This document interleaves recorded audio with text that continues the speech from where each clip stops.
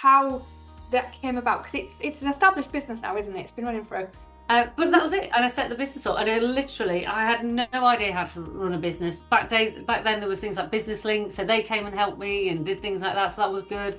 the determination to make it work was stronger, because like I could never let her down. Don't think, oh, I can't do it, can't do it, can't do it, because then you won't do it. Just sit back, relax, and go, I can do this. Welcome, I'm Tracy Irwin, and I'm passionate about financial independence and wanted to share stories of inspiring entrepreneurs to prove it's possible for everyone to strive towards financial freedom. Today, I'm talking to Angela Richardson. She runs a telecom company, a dating agency, and somehow finds time to even run a property development company. So, welcome, Angela. It's lovely to speak to you as always. Lovely to speak to you as well, as always. So, just just tell everybody about range comms and like how that came about, because it's an established business now, isn't it? It's been running for a few Yeah, years. it'll be my 19th birthday next April. So I was Congratulations. going to celebrate my 18th, but I've got a bit too busy and I'm quite sorted out. I'll have a party on my 21st. Sorry. I did that. I Um, celebrated the 21st. yeah, 18. Well, I don't know, yeah.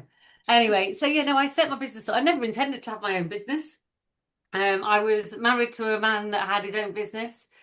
So it was never my intention, but I was headhunted um, from a company. Or if I take it back even a bit further, actually, I never even intended to get mobile phones. I never had a mobile phone when I went to work selling mobile phones. I was sexually harassed by my boss, and Wow. so I went. My mother-in-law went, just go on the sick and find yourself a job while you're on the sick. It's all right, just do that. And I was like, oh no, I can't do that. But then I realised I could. So I found myself, I just went for the first job that had a car and paid lots of money. And that was it. It was a very shocking time. It sort of just went straight into it. Never had a mobile phone before, but hey, it was fine. And I did that for 7 years. And I worked for Midland Distribution, and I was the salesperson. I worked in an office with a few people, and then when I had the children, moved into another office, and everything was fine. But we could only do mobile phones. And I had customers saying, oh, I wish you could do the same as you do with mobile phones with landlines. I wish you could do the same that you do with mobile phones with gas and electricity. And I just thought, and then also we were just selling it orange as it was back then.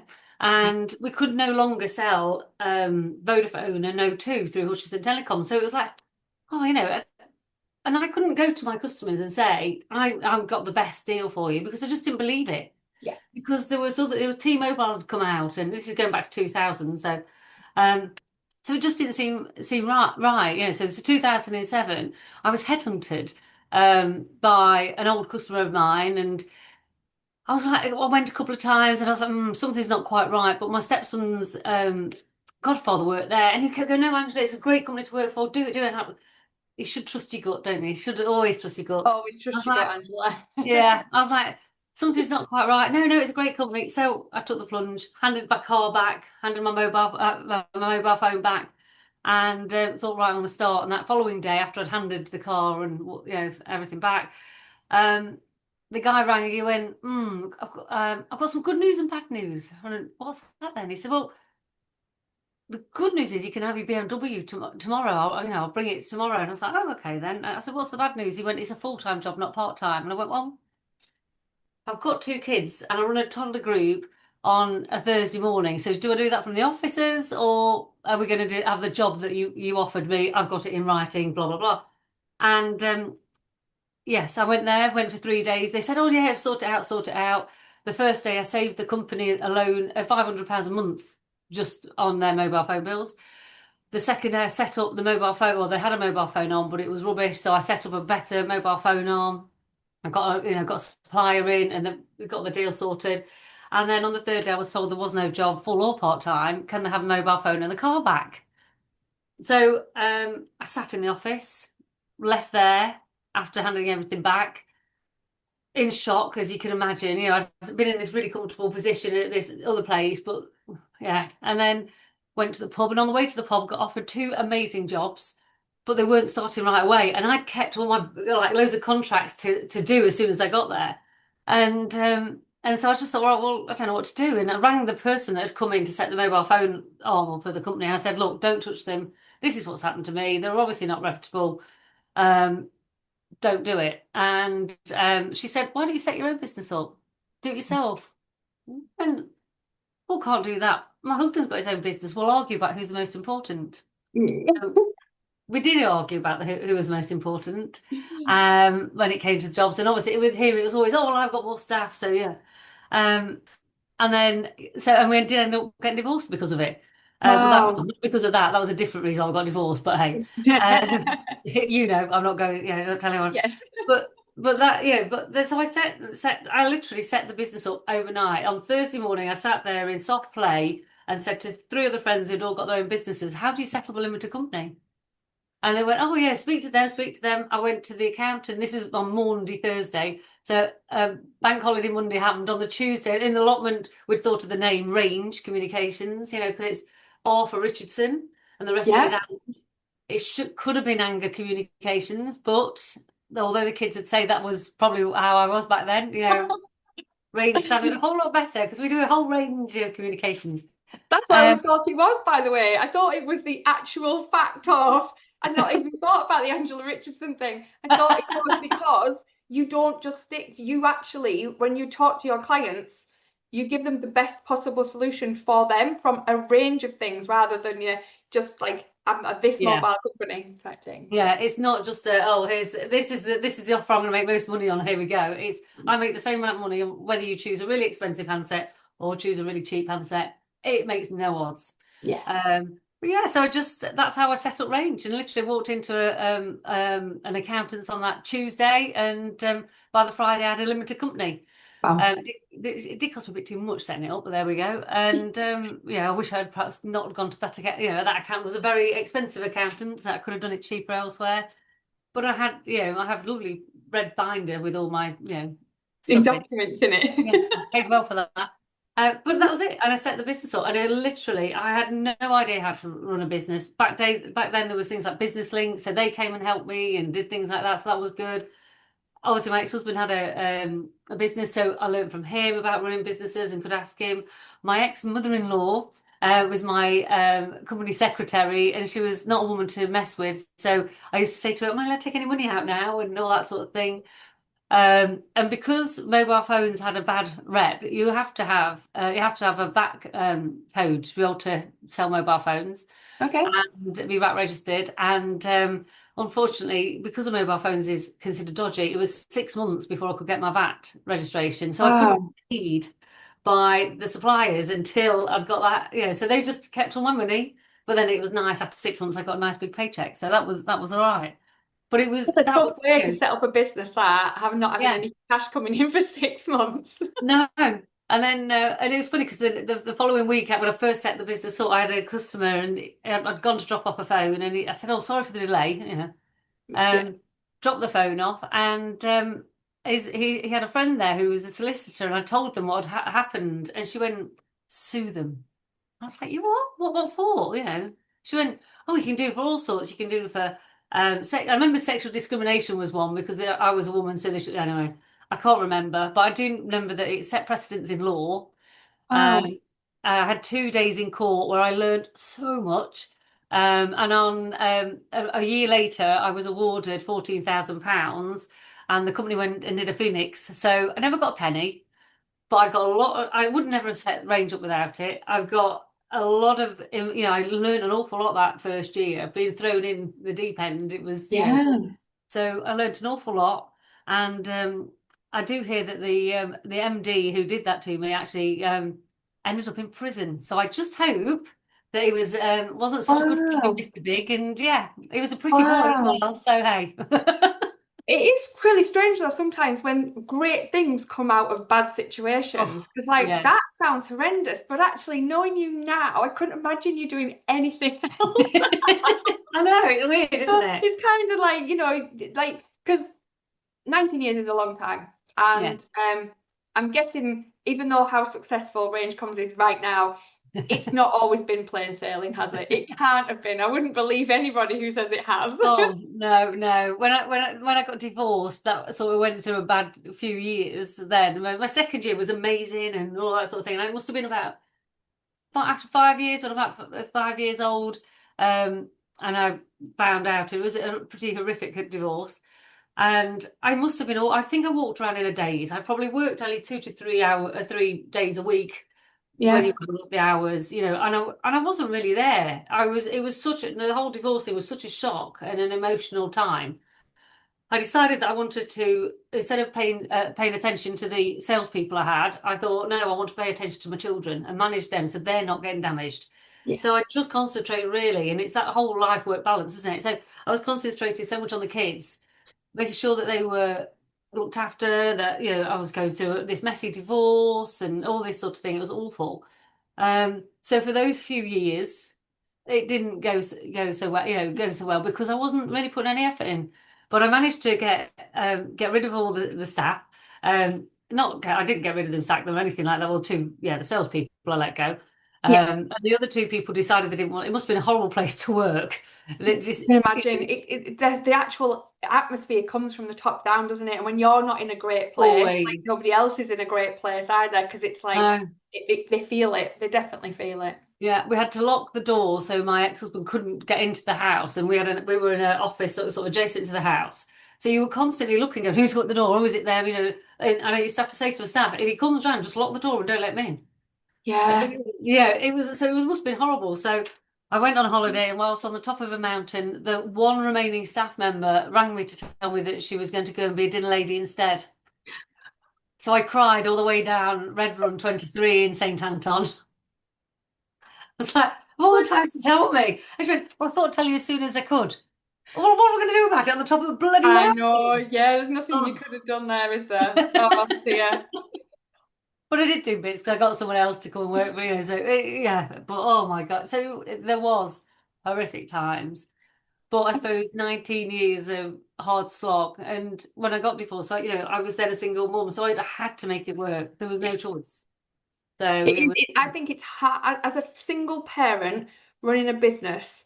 There's something, the determination in us is kind of like it mm, amplifies because you've got everything's your responsibility. You've got nothing to fall back on at all, have you? no, It's like so. no, no. And I've been there for quite a lot of TI counts this time. I was a single parent, and I recognised that my risk was slightly lower, so my Mm, growth was slower because I was always worried about. It wasn't just my roof I was risking; it was my daughter's roof too. yeah. But the determination to make it work was stronger because like I could never let her down ever. She's 31 years old, I still won't let her. Well, that's the same with myself. It was just, but also when you're a single mum, don't get me wrong, they did go to the dad and everything, and he's provided for them in his death and all that sort of thing, which was lovely. But at that time, when you're a single mum, you're trying to run a business, but you're the one who's got to be there emotionally for the kids as well. Yeah, And I mean, that was never his strong point anyway, but it was, so you're maintaining, and you're still running as a woman, you're still running the family, even though the dad might, so that, the countless times I sat there trying to get my son to go to see his dad and he just didn't want to anymore, and all that sort of thing. It's emotionally yeah, draining. And then you've got to do a full day of work. You've got to be the manager, And then also at the same time, I must admit, my mum had cancer. My dad had something called PSP that then he died from it. So, and my brother lives in the Isle of Man. So I got to that stage where I was looking after children and I was looking after a mother, and I was in the middle and trying to look after a business as well. And yeah. It is it's so not hard. I easy. think people forget that most of the time the care part, whether it is children or parents, does Mm, tend to fall to women. Like yeah. it's not something that, and it's like when you're a business owner, like you don't have that privilege of just being able to like because you've got a business to run. So that must have been an extremely difficult part of trying to juggle Oh God, yeah. You everything. just, the book stops with you. So you just when I was in the one of the court cases, there was three magistrates, and there was a female magistrate as well, and their solicitor said to me, he said, I put it to you, you went to that company to drain them of knowledge and then you were always planning to set your own business up. Nobody sets up a business this quick. And I just stood and looked at her. I just went, my kids were in private school. I had no job all of a sudden. I had school fees to pay. I'm not going to sit around and mope. When you're a woman, you don't have time to sit and mope. You just have to get up and get on with it. And the woman Yeah. went, sort of went, You had no car, you had no mobile phone, you had nothing. You had a house that you lived in, that was it. But oh yeah. so I yeah, mean, it's just, yeah. I think, I do think, but no, I think, yeah, I'm not saying that women are great, men aren't. It was just, as that's what I went through, my partner, bless him, he's got two girls that he's bringing up and he's a brilliant dad as well. So I'm not just saying that it's, It is. It's like being able to be there for like your children growing up is like the most important thing, isn't it? And like yeah, I remember like when Elaine was younger, she spent a lot of time with my mum because I was trying to grow the business, and I'm very lucky to have had my mum. And I yeah, remember apologizing to her as an adult and saying, "Look, I'm really sorry if I ever affected you because I realized how much I wasn't there." And she was like, "It didn't affect me, mum." I'd like, and she's a very stable 31-year-old. She's a sister at the discipline renal like. unit, so she's a very stable adult. And it's like I did something right, but I look back and think, gosh, like especially when TI accountancy grew Mm, and I had more free time. Like we've talked about it quite often, haven't we, about yeah, like running a business rather than working in the business. And when I had more free time, I was like, oh, why didn't I have this when like she was little? But then if I yeah. hadn't worked that hard when she was little, I wouldn't have had that in the first place. So it's kind of like I just be there for my grandchildren instead of my child, unfortunately. But I get it, I love it. I'm going, yeah. I remember Emma saying to me, we used to go to Lagomera a lot on holiday, and we went on 2 consecutive years. And I remember Emma turning around to me. She went, Are you working harder than ever, but feeling like you're getting nowhere? You're not alone. Most business owners I speak to feel trapped in their own success, working 60 hours plus a week, missing family time, and honestly, they're not even sure why they feel so stuck. They just know something needs to change. If this sounds familiar, I've created a quick quiz to help you find out why you feel stuck in your business. It takes only 2 minutes and I give you clarity on exactly what's keeping you trapped and, more importantly, how to break free. The link's in the description, so why not take it now? can you remember last time you were here? All you did was work all the time. This time, at least you're relaxed. And I thought, Yeah, it's okay, yeah, hard, and isn't it? I was working all the time, but yeah, it was hard. So what does financial independence actually mean to you? I suppose for me, it just means that you live the lifestyle you want to. Whether that be, Gucci handbags and Gucci trainers, or whether that be at least something on your feet and a handbag. Yeah. Some people like, are quite content with what, and other people want to strive. And there always has to be those two people, two Yeah. different kinds of people, because otherwise the world would be awful if everyone was, striving. So for me, financial independence to me means I want a lot more money because I want a certain lifestyle. I love Yeah. my holidays, as you well know. That's what I So mean. Sometimes it isn't about materialistic things, it's about experiences for me. So I'm the same. Like, I yeah, don't care how much my trainers cost at mm, all. But as long as I can afford to go on holiday when I want yeah, to, and I think that's it. Some people like their houses are more important. Some people the cars are more important. But that's what you said what before about it's the living the lifestyle you want. So it's account that's like right. what means more to you. It's not about sometimes I mean I've known people who are the most content and feel financially stable and they live Mm, in a small house, you yeah. know, but they get to live the life that they want. And I think that's a more important thing, isn't it, than understanding yourself. Definitely, yeah, and that's So the thing. And also having that time, when Matt and I got together, he said I could never date anyone who couldn't just like go, oh, come on, let's go on holiday this week, and and that's to me also the main important thing is that I've got the amount of money, great, to try and strive to, fantastic, great. We have our sales goals and all that, yeah. but I also love the fact that. I mean, thank God for Zarina. Without her, I don't know what I'd do. Um, be very, very busy, I guess. But it means that because I've got Serena, I've I obviously set the business up well because all that time when I was going through the divorce, the business still ran at a profit and what have you, so that's good. But now it meant, I mean, last year I was, all over summer I was abroad pretty much, and You are, Serena, I yeah. can vouch for that. And some before. But so I can do that. I can work abroad and Yeah. things like that because of technology. And because Serena is so wonderful at a job, and I've managed, to be fair, I found her. Um, but it was great.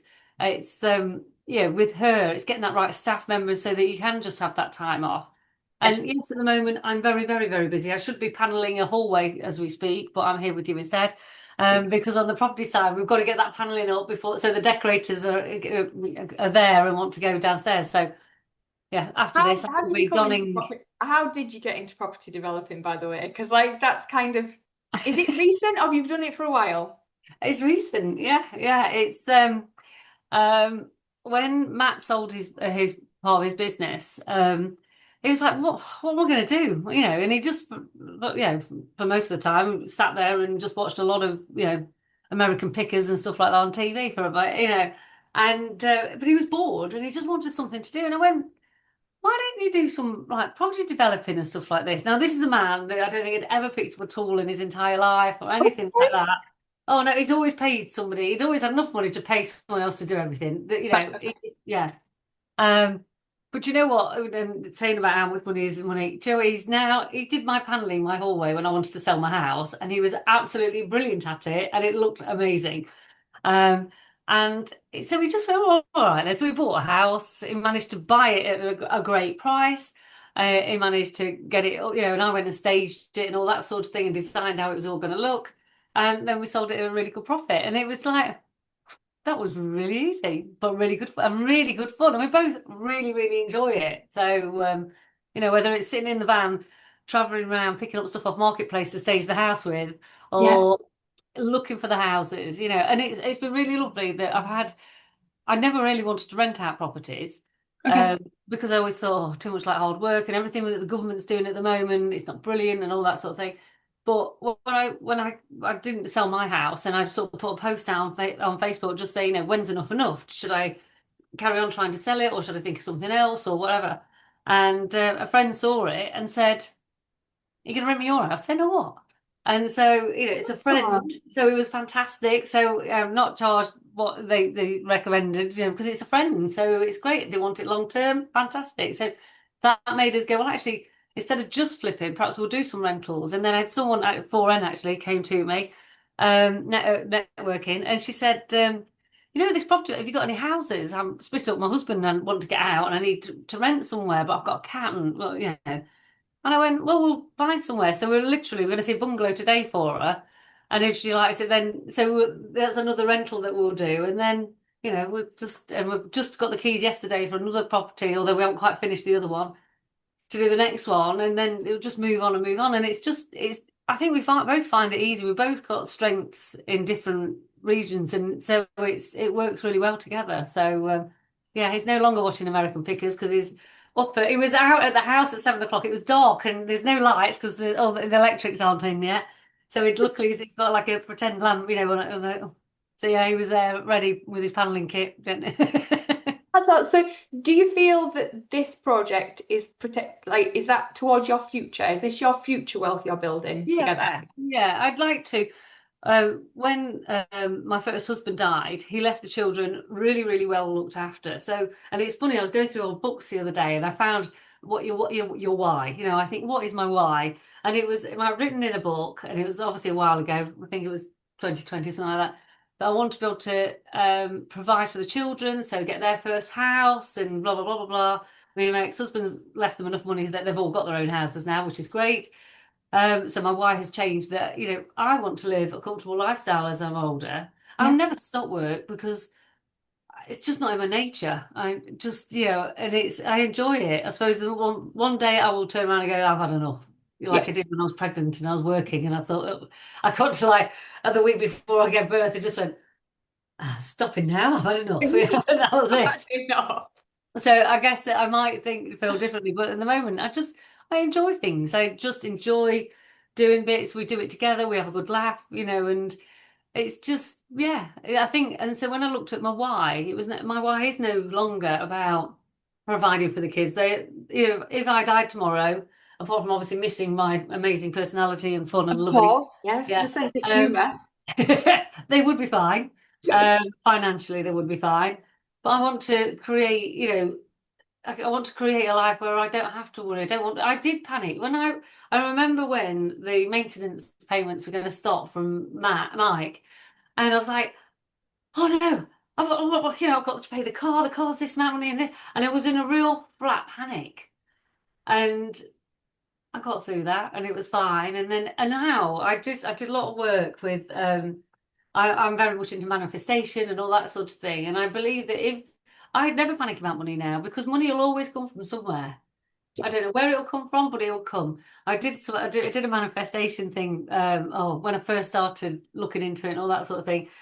And I did this money one, and I opened up my knicker drawer and I found £10 note in it, and I was like, why? Where has that come from? It's like That's I was so so careful funny. with yeah, I was so careful with my notes. Do you know what I mean? I just would never do that. And then I went in a coat that I'd not worn, and it was like there's money in that pocket. So it can be Yes, it that can. way if you just know. But also, it's like we were saying about we've got to buy this house that we've got yesterday. My son's actually bought it, and Okay. we didn't quite have enough money. And I said, right, well, I'll lend it you. And I had a massive credit card bill because I've been on holiday. And I was like, oh crap, I'm a bit short of how much money I need. And then all of a sudden, I did lots of sales and I had all the money again. So Yeah. I never worry about money. And I think if you do worry about it, you can sometimes push it away, in that energetic way. 100%. There's a book called Happy Money by Ken Honda. Yeah. And when I was listening to that, I started the whole manifestation thing and thinking about stuff. And I was walking the dogs up the mountain, and I just looked down and there was €3, a €2 and a €1 just on the floor. And I was like, is that somebody sending me a sign? Because I was just starting to like read the book and like get into what he was talking about. And I was like, it felt like somebody saying to me, keep going, Tracy. See? This is good Yeah. stuff. It's funny because I did that with a friend of mine. I said, right, just say this manifestation that I want to do. Um, and she said that, she's like, right, come on, just say it half a dozen times. She said it, she's like, oh, and then we carried on the walk, and she went 20p. And it was just a 20 pence piece, but it Yeah. was like literally 5 minutes. Yeah. Oh, it So, is. Hey, it works for me. People can say what they like, but it works for my me. So angel why was not? more was obviously had a bit more cash than hers did. It's about what's in your back pocket, isn't it? Like I hate it when I go out in Spain, especially because you Yeah, need to leave a tip in Spain, and it yeah, needs to be cash. And you go and you've paid your whole meal by like card and stuff. And then you go into yeah. your purse and you're like, oh, I've got 80 cents. I'm like, I can't leave Oh, that. no. Never carry cash. I'm like, oh, it's like you're asking the rest of the table, have you got any money? So we can Yeah. leave it for a tip. Like you're absolutely fine. You've paid your bill and everything, but yeah, trying to squabble for a tip is horrible. Yeah, people don't have money anymore. It's like you go for £1 for the car. I used to always have cash in my car, but I don't anymore. Yeah, I don't Um, either. but I do carry cash because I am a big believer that, none of this digital ID crap, none of this, cashless society, because that's just giving away control. So I always do have cash, and I always carry it just for one of those days when all of a sudden the electric goes or whatever happens, Yeah. wherever it may be. People were queuing up in Sainsbury's the other day and no one could pay apart from people that had cash. So I will always have cash in my purse. Yeah, what? I was in England and I was in a hire car and I just got my petrol and I got to the till and the guy said, car machine's not working. Have you got cash? I was like, I haven't. No. I said, I'm on my way to the airport. I said, I'm not, I said, I really do need to go. And he was like, okay. He said, my boss has told me we've got this thing, right? And he pulled out, do you remember when you had the old card machine things you had Right. to swipe across like that? And he brought it out. I was like, don't know how to use it. I was like, well, luckily I I do. do. And Like, that's with how you're how to old. swipe the things. And I was like, God, this machine was probably older than the guy was. He must have been in his 20s. He had no idea what he was doing. It was like, thank you. He said, because now if anybody else comes in, he said, I can take the card. He said, but he said, it just wasn't working. I was like, But the fact that this petrol station still had that proved how old that petrol station was, because Yeah. the new ones won't have And one. also, obviously, the boss is a hoarder like me, so that's what. Yeah, definitely. So from our conversation today, I think Yeah. I've worked out for you a lot of the success boils down to the people that you surround yourself with. Mm, Like getting really possibly. good, like the feeling that you get when you're working with Matt, it's like the what you know, you're enjoying it, and it's kind of, and Yeah. Serena, I know you enjoy that relationship too, and it Yeah. works really well. And I feel that that's what the comfort is for you. It's kind of like finding the right people to do things with. And yeah, and it's the same with the customers. I realise now why I do what I do is not just the money, but we get a real kick out of helping people. So yesterday we sat here and we got a text going, I'm just in the departure lounge. I'm off to Cyprus. Did I tell you? And what do I need to put on my phone? So literally we just got that sorted. So, and they went, I better tell you now then, I'm off to there then and there then. And I was like, okay, right, we've just got it all sorted for them. So they don't have to think about it. So I love that being that, that Yeah, being Vodafone's help. not going to do that for you, is it? You know. But so I do love helping customers, and when you see people really being missold to, I mean, there's a landline company that I won't mention, or telephone system company that I won't mention the name of, but I'll just say hi to you.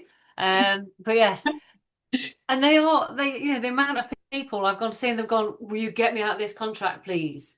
It's, and they feel really bad. And I'm just like, I could never sell something like No. that. I Yeah, can only do what's good for the client. It's whatever's, and that's why I set up Range, because it was my want to do the best for the client and not feel that I was doing the best that made me move and get headhunted. And yeah, from then on in, it's always, we always say that our motto, if you like, is exceed customers' expectations. yeah. So that's really important, Nice. and not just in a monetary form, but but we say people, we go, oh, we can save you so much money, it's great. The client that I'm going to speak to after this, I think we worked out we could save him something like £18,000 a year on his bill. So Wow. obviously a larger company, but it's a lot of Yes. money to save, There's a so. lot, even for a large company, that's a lot of money off their Mhm. bottom line, because effectively it is just in profit and loss. Like Yeah. mobile phones, they're not cost of sales. This is all fixed costs. It's like what you Yeah. can save goes straight to your bottom line. So that's And same amazing. with, gas, electricity, and all that sort of thing. I remember going to one company and I saved them £10,000. Just literally walked in, rearranged the landlines, rearranged the broadband, rearranged the card machine, and the gas, electricity, and everything. It was like, okay, so this month we've saved you £10,000. Great. It would be great if I could just get half of everything. That'd be fantastic.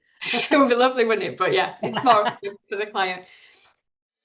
Your business is successful, so why do you feel so miserable? Here's the thing, success doesn't always automatically equal freedom. I see profitable business owners every day who can't take a holiday, who can't switch off, and they feel completely overwhelmed by their own achievements. Sound familiar? Well, I've created a simple quiz that pinpoints exactly why you feel stuck in your business. It will give you the clarity you need to move from being trapped to being free. Why don't you take the quiz now?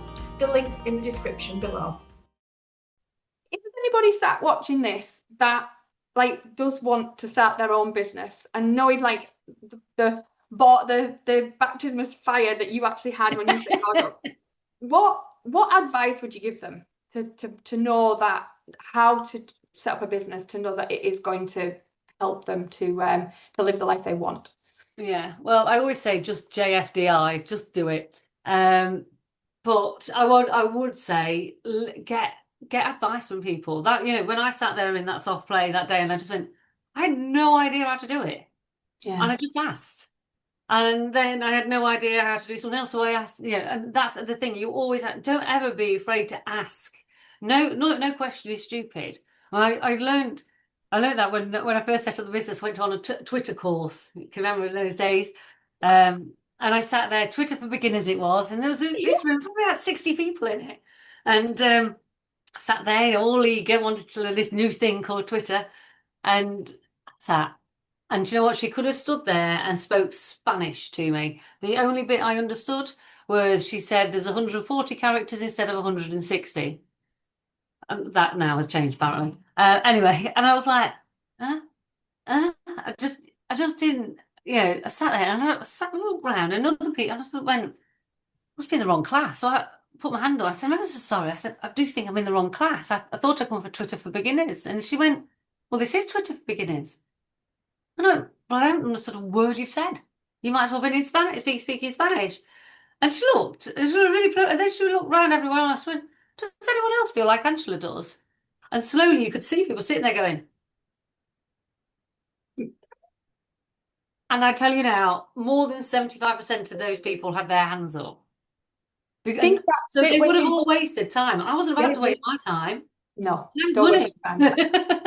And I think that's it. I think some people, when they, and a lot of accountants fall into this bracket, by the way, when you Mm, totally understand your subject, then quite often you think you're talking in really simple terms, but yeah, actually you're not. You're talking in simple terms for yourself. yeah, And I run things past my members, I run past things and like, do you understand it? Do I need to simplify this even more? I even run it through like AI sometimes if I'm doing something specific and I mm, say, is this understandable to a young adult? And that's how I class yeah, everybody. Oh, young adults. Because if a young adult can understand it, then I know I'm absolutely fine. And I think yeah. that's something that we quite often forget when we know and we use abbreviations. Like you and Zarina would probably sound like Acronyms. you're talking like hyperbiblics to somebody that's sat on a table next to you Yeah, listening to you speak, but you wouldn't do that to a client because no. you know they don't understand the same terminologies. I know when I do the broadband things, and obviously you then have to employ a geek to actually do the connecting it all up at both Yes. ends. So I remember one of the geeks we used to use, he had a short tongue as well that made it even more hard to understand. So we'd say something, I'd go, right, so what you mean is blah, blah, blah, blah. And he'd go, yeah, that's what I said. I went, right, okay. And when you said that, did you mean this? Yeah, I said that. And I was like, okay. And then I could relate to the client, and the Yeah. client actually knew what the hell was going on. And that happens an awful lot, that I am that in between, In between bit.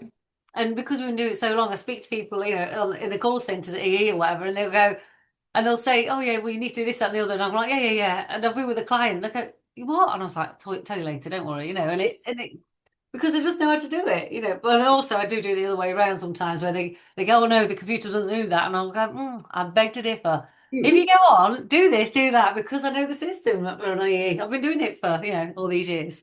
Yeah, 2 decades. That's a long time. A long, Yeah, long time. isn't So it? yeah. So what's for the next what's gonna happen in the next 5 years? Where do you see your concentration? Just like thinking about like your finances and stuff. Yeah, well, I'll never stop doing range. Yeah. I have done my will that my daughter used to work for me, and she went, "No, don't bother giving it me. I'll just sell it." And I was like, "All right, charming." So it's my kids don't want to do it. I do now have, as of yesterday, I have my daughter-in-law working for me, which is Right? lovely. So she was brilliant yesterday. She came in for her first day. Um, but yeah, I just think I'll keep doing that definitely for the next 5 years. I've got the stage where it just runs Yes. by itself with Serena. But it does run itself, and we've got it in this really nice, really easy way we do things. The procedures are all there. It's all set up, and obviously if you've been doing something for 20 years, you're normally pretty good at it. So I'll keep that going. But yes, the houses we want to try and get, probably flip one every month, one a month, or 10 a year, 10 to 12 a year. And we've got people wanting to. Had somebody else ask if we've got a house that they could rent off us because they don't like the house where they are. So it is a case of actually just, yeah, just grow that sort of side of things, and then go and lie on a beach in Spain as soon as possible, probably in 5 years' time. That way, Matt's children will be that little bit older that they can travel out to Spain, and we'll travel back and things like that. So, but yeah, I think that'll be the thing, and we'll just because I don't want to stay in this country with the way it's going. It's not my country anymore. So, and we It's love been Spain. So Yes, I love Spain, but I also yeah, love going back to the UK. And I think because my grandchildren are so young, I feel yeah, torn between the two countries right now. And it's not the country I'm torn between; it's the people that live there. yeah. Oh, but That's yeah, the thing we've always said, or back from when I met my first husband, he had a son, and so we could never go. We were going to live in Cyprus, but we couldn't because Jack was around, so yeah, we never did. And then, I can't now because my mum, yeah, and then Matt's got small children, and then I've got a grandchild as well. So it's like, well, but I said when I was talking to Jack and talking about Sienna and things like that, saying, "Well, if I moved away, we can move to Spain." He went, "Yeah, yeah. Me and Bronwyn have talked about moving away." I'm like, "Well, charming. Here I am thinking about I'll stay for the kids, and they're thinking about moving away." And it was at that moment I just thought, "Do you know what? You can't stop yourself from doing stuff. I can't do anything till my mum's, while my mum's alive. Bless her. yeah. She's only got me, but and Emma's brilliant with her. But yeah, that's what we'll do. We'll just spend more and more and more time in Spain, and the house in Spain will be better than the house in England. Let's put it that way. Do you know what I mean? So it'll be where we stay mostly. So I think mine is too. Because you Oh, I think yeah, when my daughter went to university, because I was a very young parent, so I had my yeah, daughter at 9. I was a child having a child yeah, effectively, and I didn't know that until I was in my 30s. Because you just think you're like, I'm fine, I'm an adult. But like once she'd gone to university, I think that's where my thought process went, was like, I've lived my life for somebody else for this yeah, my our whole adult life, and I don't regret it. I like that she's my favorite person, but it was kind of, realizing that I had some kind of freedom to yeah. actually do what I wanted now. And that is when I processed the entire business. And I say the reason why range comms works is probably because you do have all those procedures so that Mm. they're not, everything isn't relying on you. And yeah, I processed the entire business to run without me. And then with my little, oh, they were quite big 2 suitcases, came to Spain. So, But it's but yeah, like you know what I'm like with. I think the other thing to keep in mind is keep an eye on the figures. That's important. And as you know, I don't keep on top of the figures like you do, as well as you do, but I keep on top of the sales figures. I've always done that. I look at age debtors, age receivables, and profit and loss every week. yes. And that's in knowing your numbers, and also I know exactly what sales we've done every day. I know where we are. I keep monitor all that. So on the sales side, Yeah, on the top, I yeah, it's the really know top my line stuff, numbers. isn't it? And it's like, Yeah, and having somebody who, from the expenditure side, it's just never, it's just always kind of like making sure that you're not overspending, that everything, and you'll see that in your bank anyway. Because if the yeah, business was overspending, you wouldn't have the money to be able to take. So it's kind of just making sure yeah. everything's in relative to what it needs to be. But yeah, having that overview of everything is really, really important. It was quite funny recently. I had to fill out forms, obviously, for mortgages and stuff for the housing side and everything. And it says, "What's your annual income?" And I was like, "Well, I don't know. I just take the money when I want it, and it's Yeah, always there, So I yeah, just if I need money, I just take it out of the business, and I just do it that way, and it's a dividend then, isn't it? So I'm quite fluid with it all, and I yeah. don't seem to worry about it. So, but yeah, s- Talking about like the fact of not worrying and manifestation stuff. So if there's one bit of advice you could give somebody who is struggling with their business and they don't feel like they have financial freedom right now, like an independence, what can you say to them to help them to like for the mindset? I would say start by taking a great big breath and standing back, and then looking at everything, and just spend time on working on the business instead of in it, just for a day, and just get all your ducks in a row. And it's like I did a talk on it. How do you eat an elephant? And it's one bite at a time. A bit like how you catch up with all your emails. Stop it for another conversation. But yeah, it's just if someone's really panicking and all that sort of thing, it's just going to get worse. So stop, breathe, and then to break everything into down little bite-sized pieces. And it's funny, I watched a thing just this morning. Don't think, oh, I can't do it, I can't do it, I can't do it, because then you won't do it. Just sit back, relax, and go, I can do this. There was I think it was Japanese scientist that got his students or lecturer to say really bad words into a jar of water. I hate you, you're horrible, you're useless, and all that sort of thing. And then he got another group of students to say, oh, you're lovely, I love you, you're wonderful, and everything, really positive things. And then they froze that water. The one that had positive things said to I've it done it. came up, and it looked like, like snowflakes, or all symmetrical and all that, absolutely beautiful. Whereas the frozen water that had all bad things said to it was all not symmetrical at all like blobs and everything. Oh, So it goes to, and we are 70% water. we So are, it yeah. goes to show that if you tell yourself, oh, I can't do it, all that, you won't do it. So just be positive about it and go, do you know what? I can do it. I can do it. Yeah. And you know what? Whenever there's anything that's bad, whether it's you getting divorced or all that sort of thing, do you know what? There's always a positive to come out of it. Even when my mum got cancer, the positive that came out of it was she really taught me about positivity, for starters.